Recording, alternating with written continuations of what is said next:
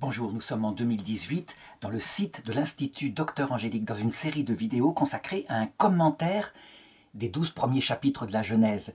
Ça veut dire avant que n'arrive l'histoire d'Abraham. Ces chapitres dont l'Église dit qu'elles ont un style littéraire, un genre littéraire mythique tout en contenant des vérités réelles de ce qui s'est passé sur certains points qu'elle a fixés dogmatiquement. Et j'en suis rendu maintenant au chapitre 9, verset 18, à savoir le péché des fils de Noé. Le péché des fils de Noé. Je voudrais étudier cela dans une leçon particulière parce que je pense que ça a beaucoup eu d'influence sur notre histoire, cette histoire de péché.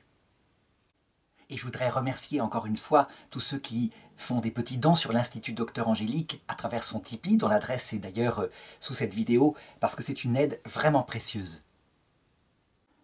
Et je dois dire que, pour le moment, cet argent est entièrement reversé à moi, donc il me permet d'aider à vivre, en particulier dans ces périodes.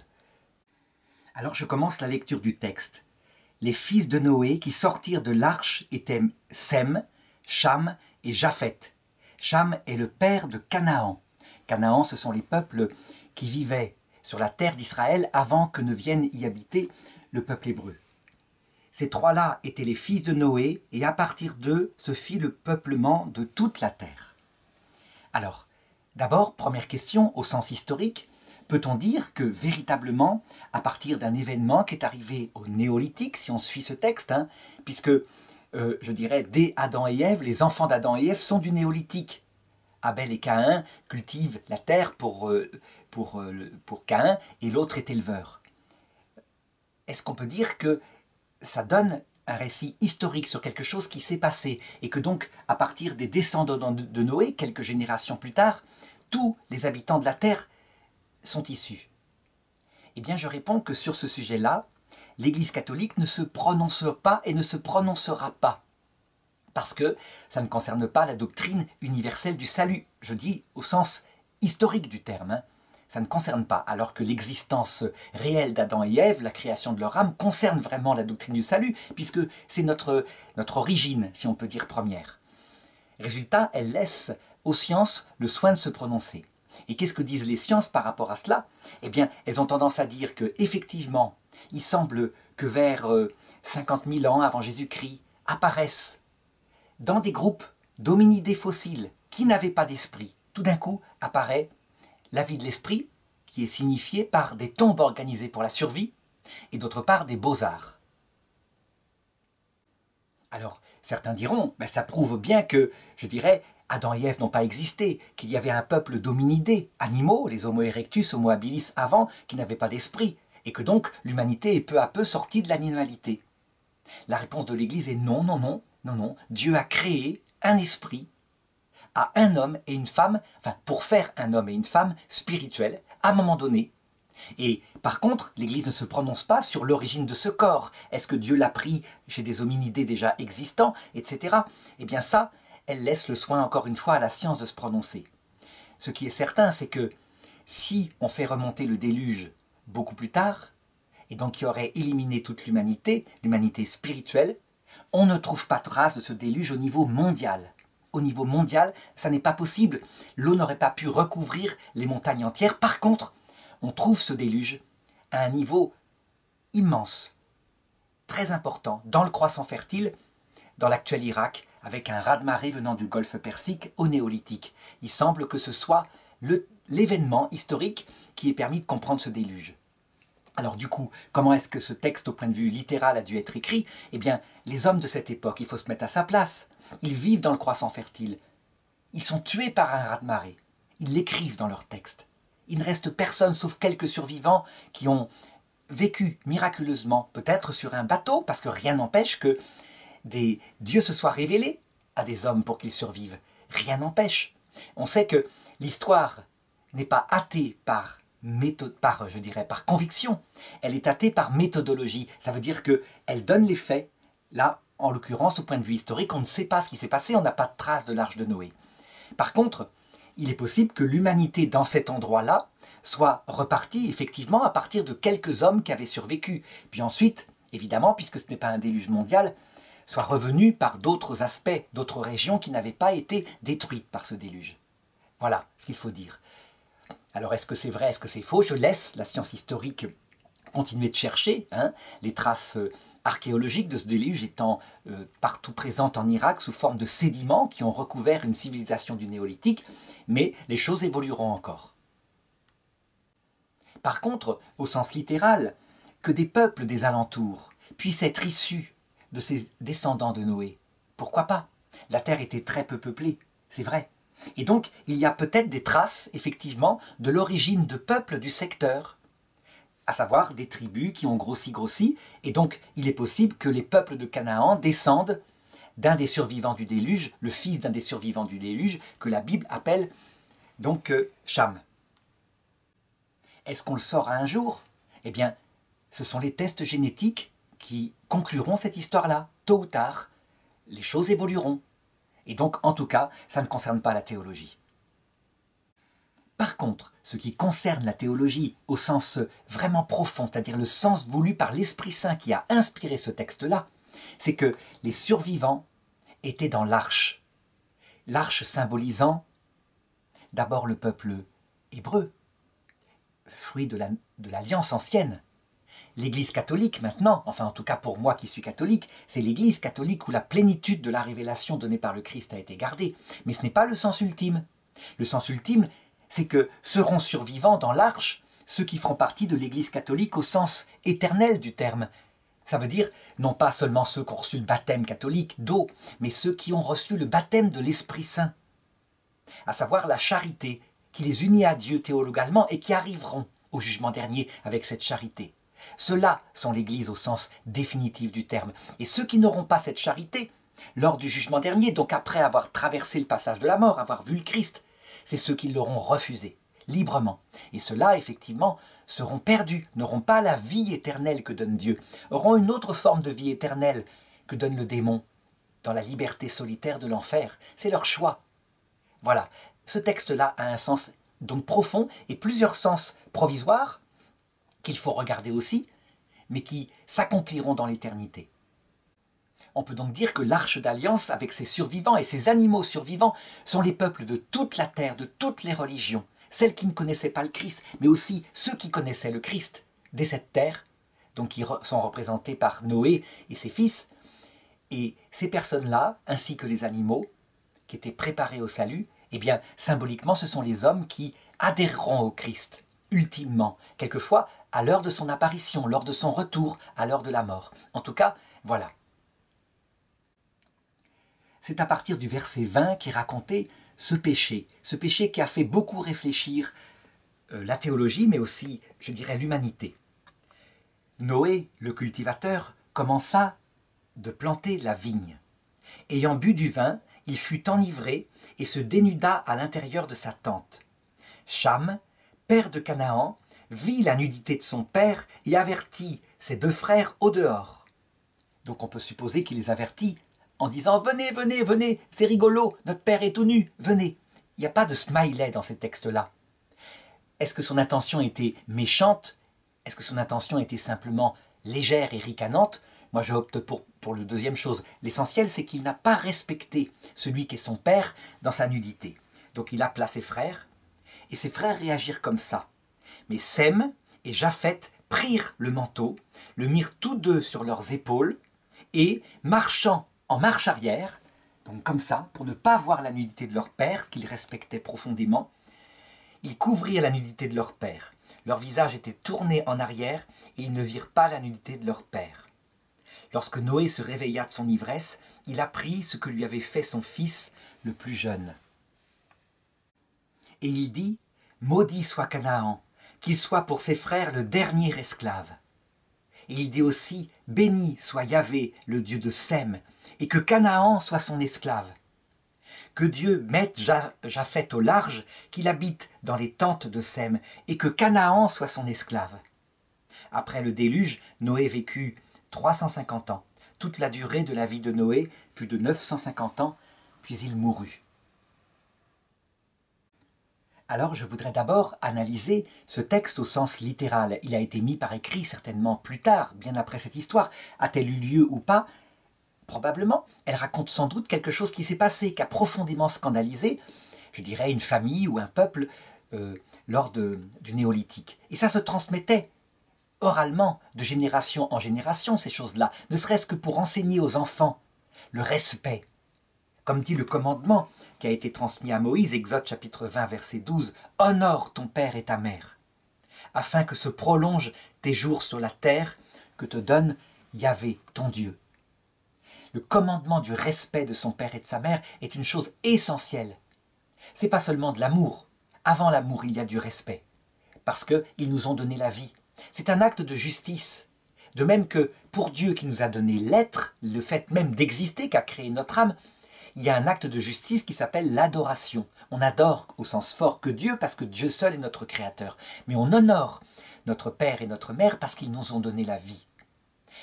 L'adoration, c'est un culte de latrie réservé à Dieu seul, mais l'honneur, c'est un culte de duli qui peut être donné à nos parents, notre père, notre mère physique, mais notre père et notre mère spirituelle. C'est logique. Il y a quelque chose comme ça. Et donc, véritablement, on peut dire que l'Église a appliqué cette chose-là en disant « on adore au sens fort que le Père, le Fils et le Saint-Esprit ». On adore donc Jésus dans son humanité, Jésus dans son Eucharistie, puisque c'est le Fils, et que c'est le seul Dieu, le Créateur du monde, cette Trinité.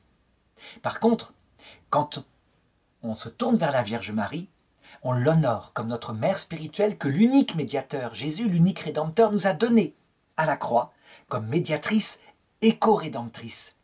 Lorsqu'il dit aux disciples qu'il aimait, « Voici ta mère », on voit bien, il y a un rôle manifeste, ce n'est pas une parole humaine, c'est le testament de Dieu sur la croix. En tout cas, toutes les églises apostoliques l'ont compris comme ça. C'est au XVIe siècle que certains protestants ont dit « c'est enlever de l'honneur à Jésus-Christ, seul médiateur, que de dire que Marie ait pu être nommée par lui médiatrice ». Mais ça, c'est nouveau. Alors, du coup, on honore la Vierge Marie, mais pas seulement elle.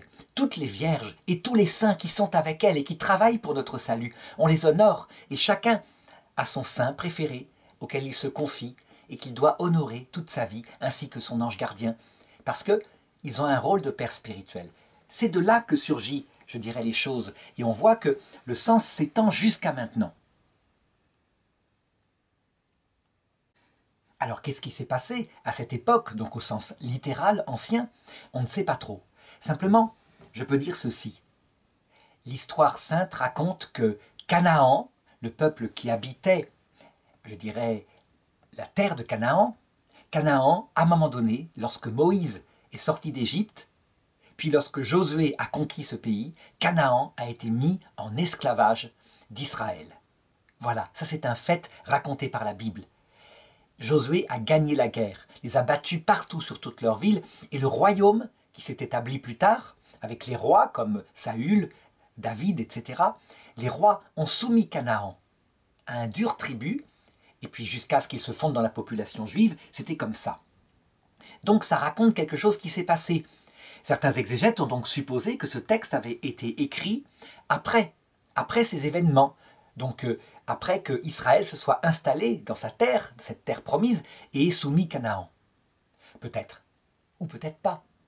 Je dirais, cet a priori des exégètes consiste à dire qu'il n'y a pas de prophétie, mais les prophéties peuvent aussi exister. En tout cas, je laisse à chacun d'en juger. Japheth, quant à lui, représente tous les peuples qui étaient alliés au peuple hébreu qui vivait sur cette terre de Canaan, tandis que Sem, c'est le peuple hébreu. Les Sémites sont les descendants, en fait, en ligne droite, d'Abraham, avec dedans deux sortes de peuples, les Juifs donc, enfin les Hébreux, puisqu'ils ne sont devenus Juifs que plus tard, après l'exil à Babylone, lorsque les autres tribus ont disparu, se sont fondus dans les peuples babyloniens. Donc ce sont les Judéens, et d'autre part, les Arabes, descendants d'Ismaël, l'autre fils d'Abraham.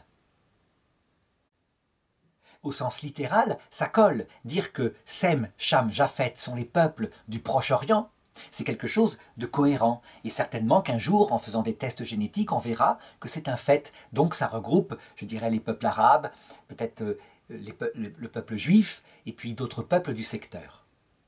Cependant, au cours de l'histoire, eh bien ce texte a été interprété au plan de ce qu'il signifie historiquement différemment.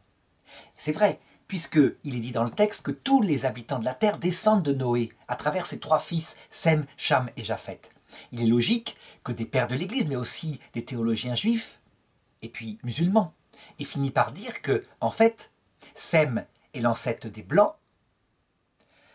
Cham l'ancêtre des Noirs d'Afrique, et Japhet l'ancêtre des Asiatiques. Ça permettait d'expliquer ces trois types humains qu'on ne peut que constater. Ce sont des races. Certains disent qu'il n'y a pas de race. En fait, il n'y a qu'une espèce humaine. Mais une race, c'est une apparence extérieure, dans un même phénotype, un même génotype. Ça veut dire que, en fait, l'apparence extérieure est différente, mais on est de la même espèce. Donc nier l'existence de race, c'est sans doute à cause du traumatisme de ce qui s'est passé pendant la Seconde Guerre mondiale. Il y a des races, mais c'est parfaitement secondaire, et nous sommes tous descendants des mêmes ancêtres. Alors, est-ce qu'on peut dire que c'est réel, ça? Eh bien, moi, je ne pense pas du tout. Je ne pense pas du tout que c'est réel pour la même raison que j'ai dit au début. Par contre, c'est ainsi que les peuples musulmans et les peuples chrétiens ont parfois justifié ce que vécu les peuples africains noirs. À savoir, perpétuellement au cours de l'histoire, ils furent l'objet de mise en esclavage. Alors, en ce qui concerne les peuples musulmans, je dirais à partir du 7e siècle, il y a eu des réseaux dans l'Afrique noire pour voler des hommes et des femmes. Les hommes étaient castrés et puis ils étaient réduits en esclavage, par milliers, par centaines de milliers.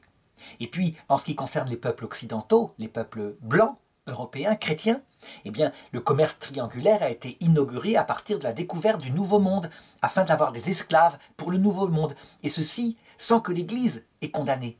Ça veut dire que l'Église de l'époque, eh bien, elle a pris acte de ça. À la controverse de Valladolid, on a déclaré que les Indiens étant trop fragiles, ces peuples d'Amérique étant génétiquement pas adaptés aux maladies occidentales, mouraient comme des mouches, et donc qu'on pouvait peut-être prendre des peuples solides qui venaient d'Afrique. Et c'est comme ça qu'a été institué l'esclavage. Et donc on a justifié ça en disant c'est la malédiction de Noé qui porte sur eux parce que leur ancêtre, Cham, a fait ce forfait contre son père.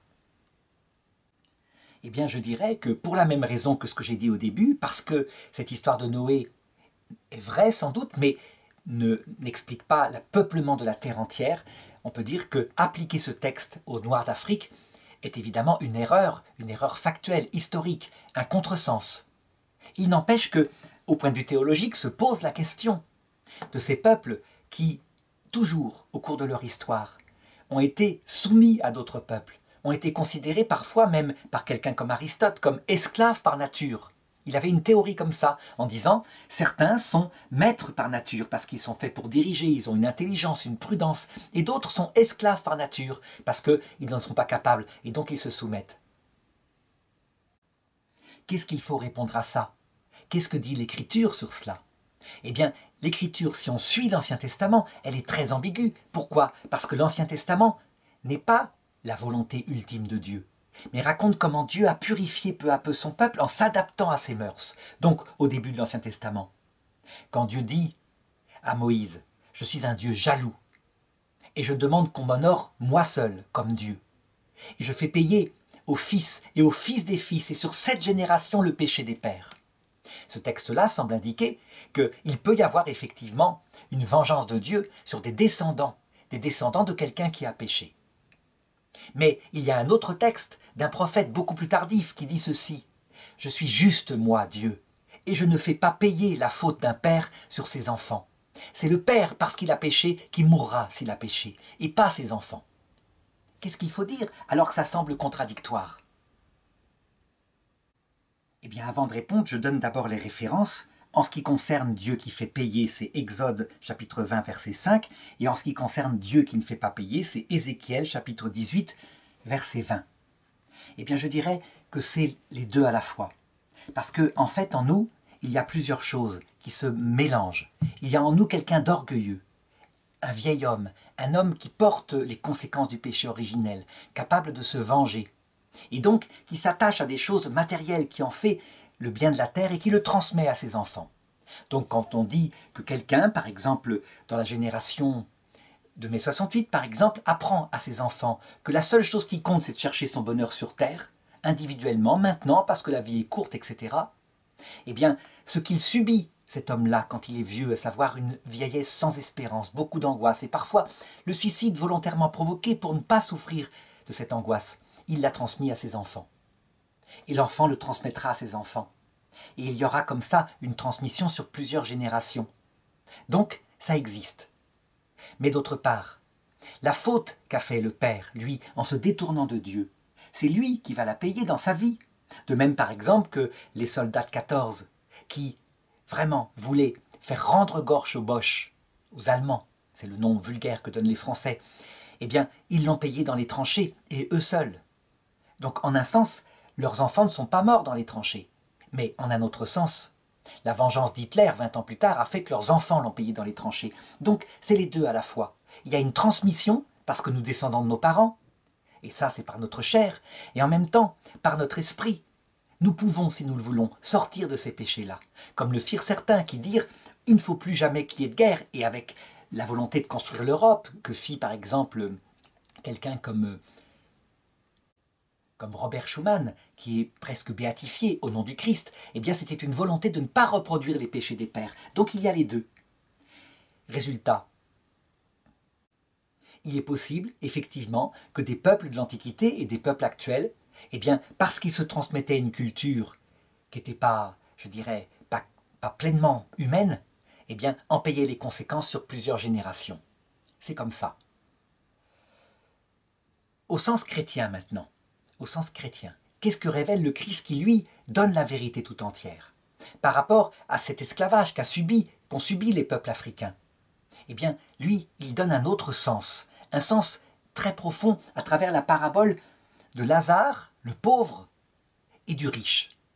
Il dit ceci: Lazare aurait bien voulu manger ce qui tombait de la table du riche, et s'en repaître, mais le riche ne lui donnait pas, et il donnait plutôt à ses chiens. Un jour, le riche mourut, et il se retrouva dans le Shéol. Et il vit plus loin Lazare, qui était mort quelque temps avant, qui était dans le sein d'Abraham, ça veut dire au paradis.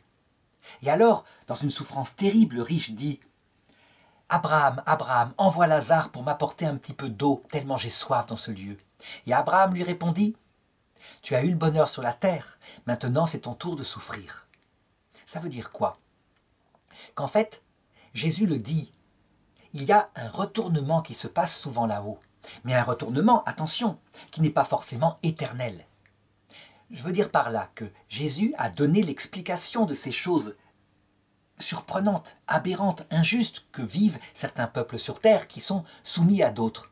En disant ceci, par exemple pour celui qui est handicapé, de naissance, eh bien, c'est pour que se révèle en lui la gloire de Dieu. Ça veut dire en fait que pour Jésus, la terre, c'est un purgatoire, une première marche d'une échelle qui mène au paradis. Et nous sommes parfois soumis à des souffrances, à des choses que nous ne voudrions pas vivre, de la part même de Dieu. Non pas qu'il veuille nous écraser, mais parce qu'il doit former notre cœur pour qu'il devienne humble, pour qu'il devienne aimant. Sans ça, on ne peut pas voir Dieu.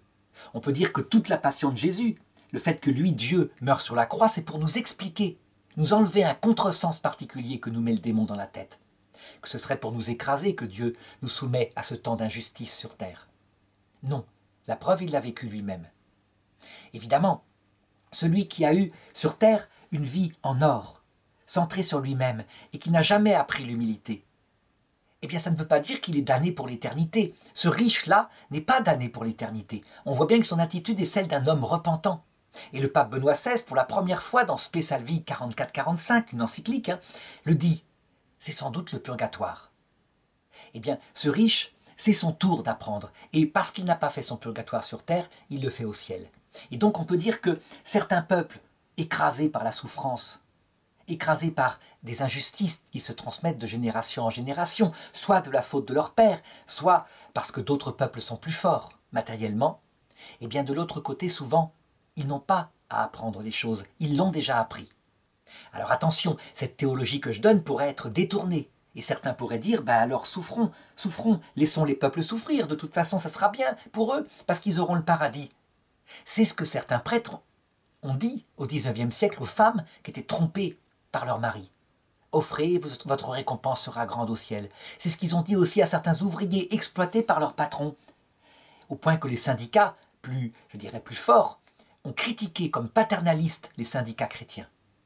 En réalité, il y a un commandement qui est l'amour de Dieu et qui permet de comprendre cela, mais il y a un autre commandement qui lui est équivalent, qui est l'amour du prochain et qui lui pousse à ne pas laisser faire les injustices, à être efficace pour lutter contre.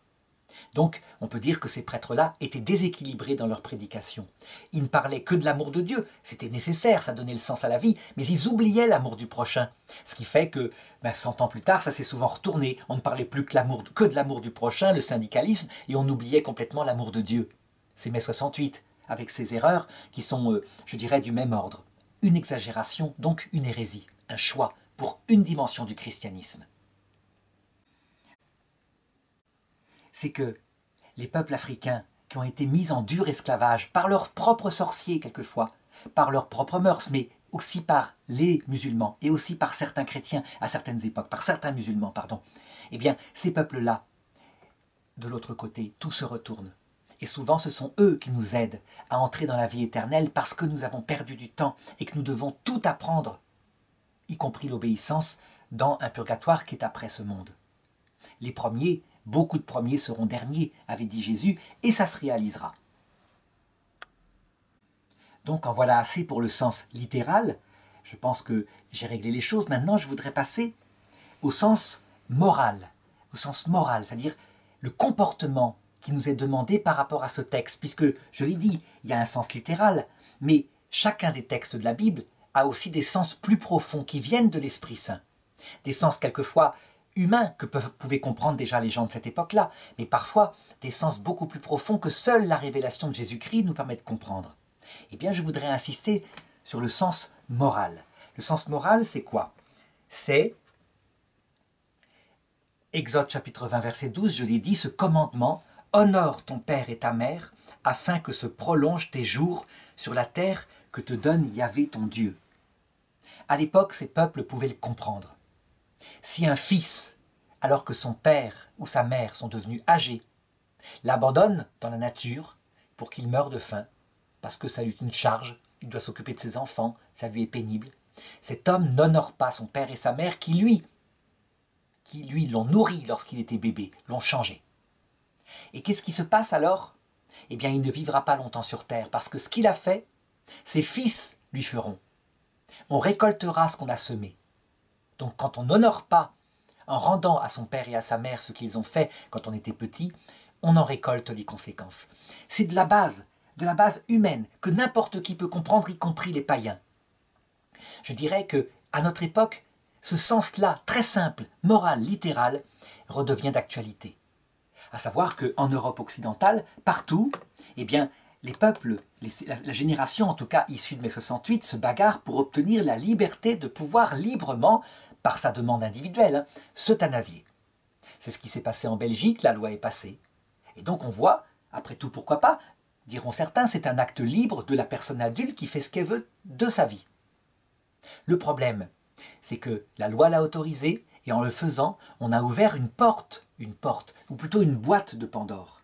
À savoir, la vie n'était plus sacrée de sa naissance, de sa conception, à sa fin. Et donc se sont présentés des cas différents. Par exemple, une personne âgée, Alzheimer, donc complètement démente, qui ne peut plus exprimer sa volonté de mourir.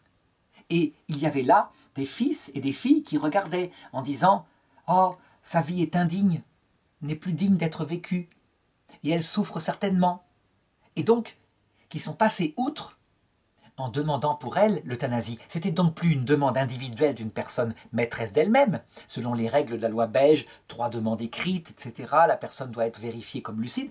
Non, insensiblement, on passait à des euthanasies comme ça par miséricorde. Alors quelquefois faites en douce, et de plus en plus faites clairement, sans qu'aucun comité d'éthique ne condamne. C'était un pseudo-comité d'éthique en Belgique qui ne condamnait rien du tout. On est allé très très loin, parce qu'après se sont présentés des cas d'enfants. Et donc l'euthanasie a été autorisée pour des enfants. Est-ce que des enfants peuvent poser un acte libre, écrire 3 lettres, etc. Puisqu'il n'y avait même pas d'âge pour décider. Alors on a dit, les parents qui cherchent le bien de leurs enfants décideront pour eux, sans doute c'est comme ça que ça s'est fait. Et puis sont arrivés les cas des handicapés. Les handicapés profonds, est-ce que leur vie est digne d'être vécue? Si bien que peu à peu, la vie des pauvres, la vie des fragiles a été mise en danger. C'est ce qui s'est passé. Évidemment, au début, c'était par miséricorde. Le motif, c'était les droits de l'homme, c'était avoir une vie digne. Le pape François, à un moment donné, met les pieds dans le plat en disant « Mais rappelez-vous ce qui s'est passé il y a 70 ans. Adolf Hitler, il a fait la même chose avec des handicapés. Lui, c'était pour la race. Et maintenant, l'euthanasie, c'est la même chose, mais en gants blancs. Ça veut dire en se donnant un motif très pur. Mais ça revient au même fait. Et de fait, je dirais, ce qui s'est passé là avec le péché de Cham sur Noé, eh bien, se passe actuellement. Ceux qui font ça à leurs parents le subiront de leurs enfants. Vous ne vivrez pas longtemps sur terre puisque vous avez fait ça à vos parents. Vos enfants à qui vous avez appris la même chose, à savoir chercher son plaisir individuel sur terre, c'est le but de la vie puisque c'est le vôtre, vous le rendront. Voilà ce qu'on peut dire au sens moral du terme. Et ça, n'importe qui peut le comprendre. Mais il y a aussi un sens encore plus profond, cette fois lié à ce que j'ai dit tout à l'heure, la paternité spirituelle et la maternité spirituelle. À savoir, lorsque on dénude, lorsqu'on met en public la nudité de son père spirituel, de sa mère spirituelle, eh bien, on perd toute fécondité. Je voudrais le donner à travers quelques exemples pour bien le comprendre. Il y a eu, dans les années 2000, un homme fondateur d'une communauté catholique qui s'appelait le père Maciel. Et cet homme-là était un vrai criminel, doté de charisme extérieur, mais dont Jésus avait dit « Le charisme n'est pas lié à la sainteté. La preuve, c'est quand viendront des gens qui diront « Nous avons chassé des démons en ton nom », je leur dirai « Je ne vous connais pas, vous qui faites le mal ». Cet homme-là vendait de la drogue, pratiquait la pédophilie, pratiquait le viol, etc., etc. On ne peut pas imaginer. Il avait été dénoncé ici ou là au Vatican, mais le pape Jean-Paul II, qui était habitué en Pologne à ce qu'on dénonce, c'était le Parti communiste qui faisait ça, des gens pour casser, je dirais, leur prédication apostolique, n'y avait pas cru, il pensait que c'était la même chose. Après, son successeur s'est rendu compte que c'était vrai. Et le père Maciel, son crime, je dis bien crime, a été dénoncé. Il faut dénoncer le crime de son père spirituel. Le crime, c'est pas pareil. C'est vraiment quelque chose de grave. Mais du coup, ça a tellement traumatisé l'Église. Et je dirais que la communauté fondée par le père Maciel a survécu à cela. Ce sont les légionnaires du Christ. Mais elle s'est purifiée de ce passé. Eh bien, on peut dire que le traumatisme dans l'Église a fait que certains autres fils de communauté se sont mis un peu partout à dénoncer le péché, je dis bien, nous sommes tous pécheurs, le péché de leur fondateur. Heureusement, personne ne l'a fait pour saint François d'Assise, qui certainement avait des péchés tellement forts, tellement difficiles à lutter, en tout cas des tentations, qu'à un moment donné, il était tellement tenté par la sexualité qu'il s'était jeté dans les orties ou dans la neige tout nu, pour ne plus être tenté, pour éteindre le feu en lui. Ça veut dire qu'il craquait sans doute de temps en temps. Mais personne n'a dénoncé son péché. Son péché appartenait au prêtre, donc à Dieu seul. Si quelqu'un avait dit en détail, si quelqu'un voyait en détail les péchés secrets de saint François d'Assise, sans doute qu'il n'aurait plus aucun impact d'autorité, alors que ce serait injuste. Saint François d'Assise, s'il a péché quelquefois, il s'en est toujours repenti. Eh bien, il s'est passé au XXIe siècle des choses comme ça, à savoir que des fondateurs de saintes communautés ont vu, après leur mort quelquefois, des péchés, parfois potentiels, révélés publiquement. Je pense par exemple à Clémence Ledoux, qui est la fondatrice de la fraternité Marie-Reine Immaculée. C'est une histoire qui m'a beaucoup frappé. C'est une religieuse qui, dans les années 30, par là, a un charisme extraordinaire dans le nord de la France. Elle est dans un couvent de religieuses et du coup, il y a plein d'entrées qui arrivent, des entrées en quantité. À un moment donné, elle est dénoncée par une religieuse qui dit à l'évêque, le cardinal du lieu, « Elle a trop d'impact sur nous, ça devient presque de la domination spirituelle, etc. » Donc lui, il la convoque et il lui demande d'aller se faire observer une semaine par un psychiatre. Elle sort du rendez-vous auprès de l'archevêque et elle décide de ne pas y aller parce que ça lui paraît aberrant. Et donc elle rentre dans son couvent. Aussitôt, il la réduit à l'état laïque, il la chasse de sa vie religieuse, et elle va se retirer à Bois-le-Roi, où certains disciples, dont un séminariste, le père Claude, celui qui deviendra le père Claude, la suit, renonçant pour le moment au sacerdoce, par fidélité à sa mère spirituelle. Elle meurt dans les années 60, et voilà qu'à un moment donné, des attaques se produisent de nouveau contre sa communauté. des attaques souvent pour récupérer parfois les prêtres, parce qu'il y avait une grande fécondité dans cette petite communauté. Eh bien, on voit à un moment donné sa pierre tombale que sans doute elle avait fait elle-même, elle avait décidé elle-même, qui est remplacée par une autre pierre tombale. Quelque chose qui est un acte, je dirais, en tout cas repris extérieurement comme un acte de dévoilement de sa nudité, quelque part. La cause, c'était cette histoire de désobéissance, elle aurait péché. Résultat, eh bien, la fraternité qu'elle avait fondée a vu ses vocations disparaître, s'envoler, en grande partie. Et seul le petit noyau de ceux qui déjà existaient avant que son renouveau ne vienne est resté là, se transformant à un moment donné presque en une maison de retraite. C'est comme si dévoiler la nudité de sa mère ou de son père provoquait la fin d'une fécondité spirituelle. Je l'ai vu de la même façon, à cause du même traumatisme, avec la communauté Saint-Jean.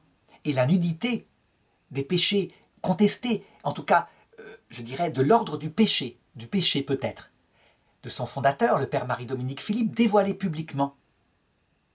Eh bien, les vocations se sont taries dans cette communauté.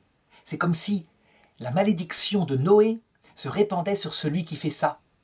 Donc je le dis bien, dénoncer les crimes publiquement, oui, mais les péchés, ce serait dénoncer nous-mêmes. Imaginons qu'on mette sur la place publique nos propres péchés à nous. Mais moi, si on les faisait, je serais complètement rouge, complètement honteux, je n'oserais plus faire de vidéos. Et pourtant, je dirais, c'est pas des crimes, c'est pas des trucs comme ça, non. C'est comme tout le monde. C'est le rapport au plaisir égoïste, le rapport à l'argent égoïste, le rapport à la vanité égoïste, comme tout le monde. Mais on ne le met pas en public, c'est réservé à la confession. Eh bien, je dirais, nous savons que tous les saints, sauf la Vierge Marie, ont commis des péchés. Et si l'Église demande à ce que les péchés soient réservés aux confesseurs, et si le Christ, le Verbe éternel de Dieu, après le péché originel d'Adam et Ève, a mis sur notre visage une peau qui cache nos pensées les plus intimes pour que notre péché soit confessé à Dieu seul, il y a des raisons. Et donc, dire publiquement des péchés comme ça, c'est évidemment se soumettre à la malédiction de Noé, et on en voit les conséquences. Est-ce qu'on peut réparer? Est-ce qu'on peut sortir de la malédiction de Noé quand on a commis cette erreur? La réponse, c'est que c'est aussi compliqué de sortir de cette malédiction que de faire rentrer dans un tube de pâte dentifrice la pâte dentifrice qu'on a fait sortir. Je me rappelle d'un philosophe qui avait, ou plutôt, non, c'est un saint qui avait dit, je crois que c'est Saint Philippe Néri qui avait dit à une femme qui se reprochait en confession de médire des autres. Et il lui avait donné comme pénitence de se promener dans la rue avec un poulet qui était mort et de le plumer dans la rue, devant tout le monde, comme ça. Ce qu'elle avait fait, pleine de contrition pour son défaut. Puis ensuite, quand elle était venue dire qu'elle l'avait fait, il lui avait dit « Vous avez à faire maintenant la deuxième partie de votre pénitence, vous devez ramasser des plumes et les mettre dans un sac et me les apporter. » Et la femme de répondre « Mais c'est impossible, les plumes sont dispersées partout. » Eh bien, Saint Philippe Néri de lui dire « C'est pareil pour les médisances. Une fois qu'elles sont dites, eh bien on ne peut pas les récupérer. » Le sens de ce texte le plus ultime, évidemment, c'est l'union au Christ. Noé est une préfiguration du Christ. À savoir, le Christ, on doit le respecter. Pourtant, sa nudité a été mise sur la croix. Véritablement, lui, il a subi tout ce qu'avaient pu subir comme humiliation les pères de leurs enfants. Parce qu'il est notre Père spirituel, le Christ. Et il ne nous l'a pas fait payer, bien au contraire. Par contre, il y a une chose qui se passe actuellement. Nous, qui avons mis le Christ à nu sur la croix, puisque ce ne sont pas le peuple juif qui a fait ça, ce n'est pas les Romains, c'est d'abord tous les hommes par leurs péchés. Il y a une chose qui nous met en garde, ça se trouve en Jean chapitre 15, verset 5. Il nous dit ceci: « Je suis la vigne et vous êtes les sarments. Si le sarment demeure fixé sur la vigne, elle porte beaucoup de fruits. Mais si le sarment se coupe de la vigne, il devient une branche morte, une branche sèche que l'on met au feu, qui ne sert à rien, qui ne produit pas de fruits. » Et ça, je voudrais dire à quel point c'est nécessaire de comprendre ce dernier sens spirituel de l'histoire du péché des fils de Noé. Lorsqu'on se coupe de son père, comme le fit Cham, en faisant ça, eh bien, ça ressemble à ces chrétiens qui se coupent du Christ. l'Église, qui est en Occident, constate qu'elle perd des fidèles en quantité. En Belgique, par exemple, quand on va à la messe, on obtient très souvent dans des paroisses un discours, mais du plus politiquement correct de ce qu'on pourrait imaginer en mai 68. C'est-à-dire, on ne parle que d'histoire, je dirais, d'humanité réunie, de monde sans frontières, de choses comme ça. Et on constate que les fidèles ne sont plus que des personnes très âgées qui ont eu la catéchèse dans leur petite enfance et qui restent fidèles avec la tension vers la vie éternelle. Et qui, quelquefois, pendant le sermon, ferment leurs écoutilles et puis reçoivent l'Eucharistie. Mais des jeunes, on voit que c'est terrible, il n'y en a plus. J'ai observé, par exemple, le synode des jeunes sur un diocèse de 1,5 million d'habitants en Belgique. Il y avait 60 inscrits. C'est comme ça. Eh bien, je dirais qu'il y a quelque chose qui se passe que tous les peuples observent en observant la Belgique, à savoir que, à un moment donné, est arrivé un évêque, archevêque de Bruxelles, nommé par Benoît XVI, qui a essayé de remettre le Christ dans la prédication, le Christ avec son message total, foi, charité, espérance et le Christ crucifié. Il est parti, il y avait 5 séminaristes, quand il est arrivé, il y avait 5 séminaristes, il est parti, il y en avait 55 pour le diocèse de Bruxelles. C'est fantastique, une fécondité qui revenait instantanément. Il a eu 75 ans, il a perdu son poste, forcément, il a donné sa démission, et les séminaristes se sont égayés. Certains d'ailleurs ont été renvoyés directement par le successeur. Ça veut dire quoi ça? Eh bien, plutôt que de chercher dans des méthodes où on passe sa nuit à pêcher le poisson dans le lac de Génézareth et on ne prend rien, ça veut dire que quand on se coupe du Christ et le Christ crucifié, quand on fonde un nouveau Christ qui est une sorte de révolutionnaire qui veut uniquement le bien de l'homme sur terre pour qu'il crée un paradis terrestre, il ne faut pas s'étonner, on se coupe du message profond, qu'on considère d'ailleurs comme illuminé. On considère ceux qui disent que le Christ a donné un sens aux souffrances comme des illuminés. Eh bien, il n'y a plus de fidèles.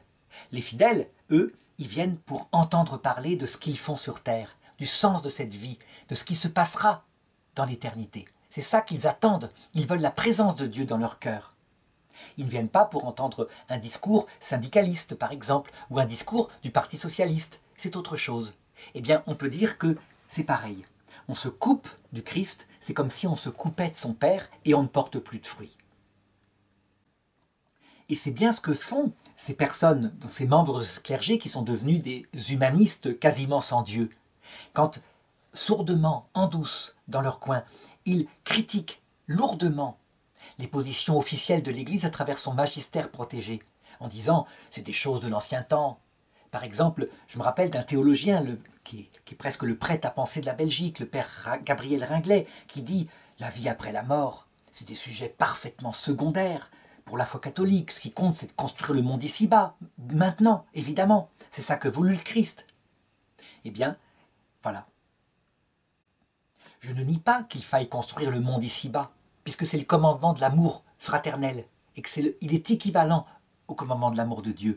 Mais quelqu'un comme saint Vincent de Paul, qui a construit plus que n'importe qui le monde ici-bas, qui s'est occupé des pauvres, il disait « Nul ne peut trouver le Christ dans les pauvres sans l'avoir d'abord cherché des années et des années pour lui-même.